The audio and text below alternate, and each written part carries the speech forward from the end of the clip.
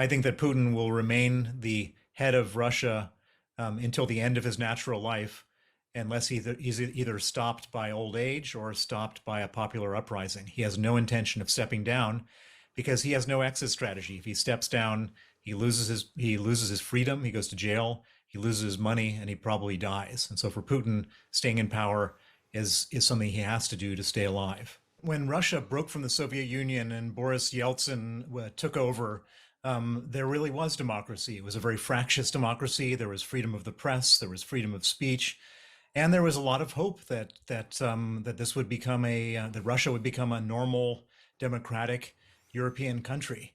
And there was a very a very real election in 1996 in which it wasn't certain whether Yeltsin would win or the communists would win, and everybody was throwing their weight around in all different ways. And Yeltsin did win, and then it all kind of came undone after Putin came to power. And Putin decided, instead of having a democracy, he wanted to have a dictatorship. And as time went on, the dictatorship got more and more aggressive and more violent towards political opposition. And we're now at a point where there's what I would describe as a full-on police state totalitarian regime where there's no democracy at all. And I don't think we should even use the word election to describe what's going on in Russia today, because it's just so far from anything that we think of as an election here in the West. Well, when he first came to power, he wasn't very powerful. Most of the levers of power in the presidency had been informally stolen by oligarchs and other types of people. And so he was not a dictator then because he didn't have the tools to be a dictator. But what he slowly did over time was he dismantled all of the checks and balances. He got rid of all the independent media so that nobody could report on him. He got rid of governors so that governors were appointed by him instead of elected. He basically made the parliament a rubber stamp parliament. And most importantly, anyone who became a popular opposition politician was ultimately imprisoned, and then he started killing them. He Boris killed Nemtsov being the first, perhaps. Boris Nemtsov was killed, and then of course Alexei Navalny, who was an extremely popular opposition politician who he imprisoned. He didn't feel like prison was enough, and so he put him in the ground. He killed him, and that's just two of the most well-known people. Vladimir Kara-Murza, who is a British national and a Russian national, is now spending 25 years in a Siberian prison for trying to be an opposition leader. Many others. It's now a situation where anybody who has any opposition to Putin is either dead, in jail, or in exile, and that could hardly be called a fair, competitive situation on an election day. He's not a legitimate leader using sort of any criteria of legitimacy. If he's killed all of his opponents, he's not legitimate. If he's changed the rules so he could basically stay in power for life, he's not legitimate. And of course, he's not legitimate because he's a war criminal. He's been indicted by the International Criminal Court. I think that we have to stop treating him as a legitimate head of state. He's not. That's a fallacy which he wants to continue. He wants everybody to treat him like that, but he's not a legitimate head of state. And it's time we just say, we don't know, we're not going to respond to you as a legitimate leader because you're not. But it is said that if there was a proper, free and fair election in Russia today, that he would still win it. That's just not true. I mean, look at the situation with Navalny. I mean, so Navalny was the candidate who said, we want a normal country. We don't want our leaders to steal everything from us. We don't want our leaders to put us all in jail. We don't want our leaders to start foreign wars where hundreds of thousands of people die. That's what Navalny was for.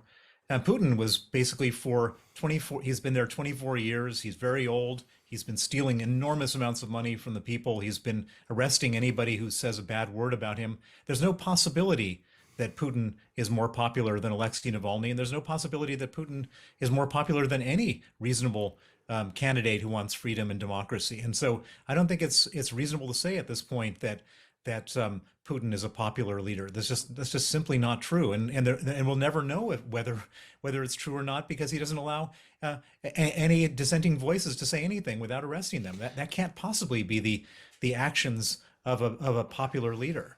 And in international terms, much as we might look at it askance, Russia under Putin appears to be picking up allies with more and more people wanting to join the BRICS and countries, one thinks like India, for example, actually, uh, you know, respecting, if you like, the Putin approach to politics over what's going on in the West.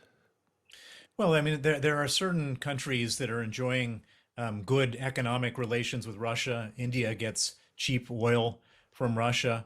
There's a lot of African dictators that are getting military sort of mercenary support from Wagner Group.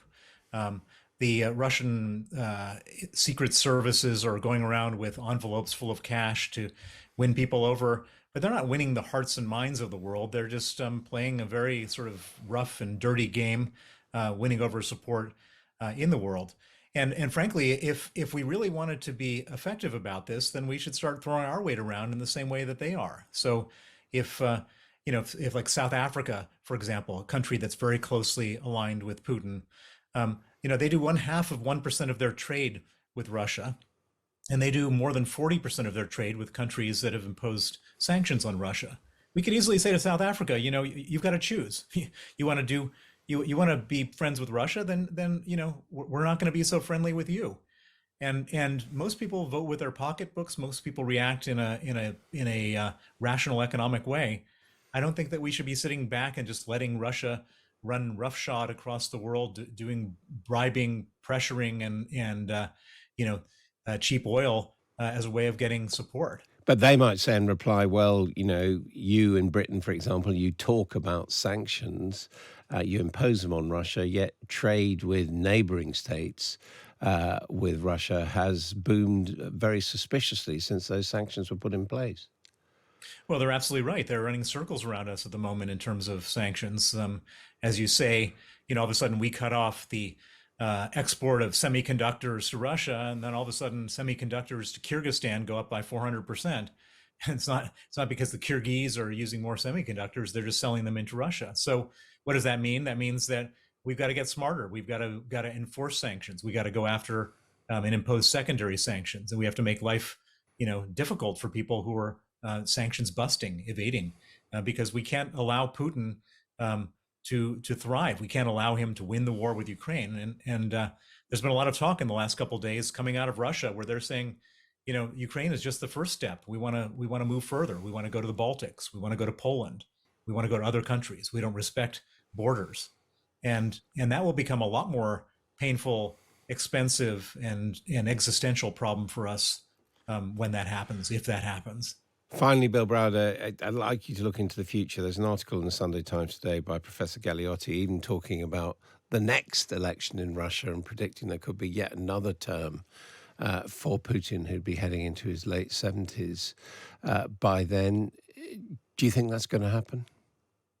I think that Putin will remain the head of Russia until the end of his natural life, unless he's either stopped by old age or stopped by a popular uprising. He has no intention of stepping down because he has no exit strategy. If he steps down, he loses his freedom, he goes to jail, he loses his money, and he probably dies. And so for Putin, staying in power is something he has to do to stay alive.